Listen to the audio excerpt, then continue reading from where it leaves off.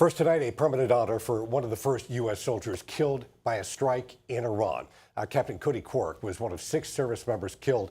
This was in Kuwait soon after the conflict started. And just hours ago, 10 Tampa Bay News reporter Chris Hurst spoke with the friend turning grief into action, leading the effort to create a permanent college scholarship in Captain Khork's name. In announcing a new permanently endowed scholarship for an ROTC cadet in honor of Captain Cody Khork, Florida Southern College's president Jeremy Martin says it was one of Khork's best friends who came up with the idea.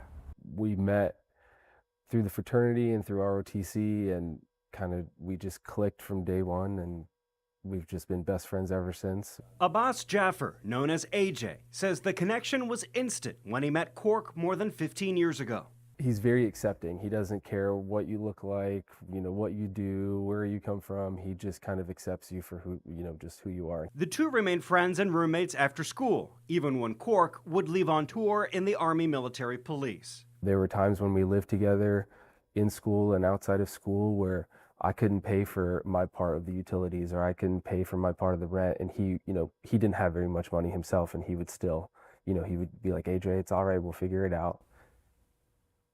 So when AJ thought who he'd want as his best man, I picked him before I picked my wife. So it was a no-brainer for me to have him. It also was obvious, he says, what to do in his honor after Khork was killed in Kuwait.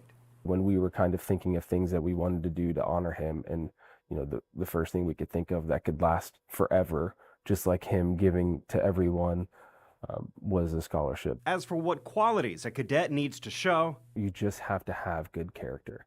And that's who Khork was, and he was, the best, and I looked up to him because of that, and I wouldn't be where I'm at today if it wasn't for him. A legacy of leadership for a man who gave everything to his country.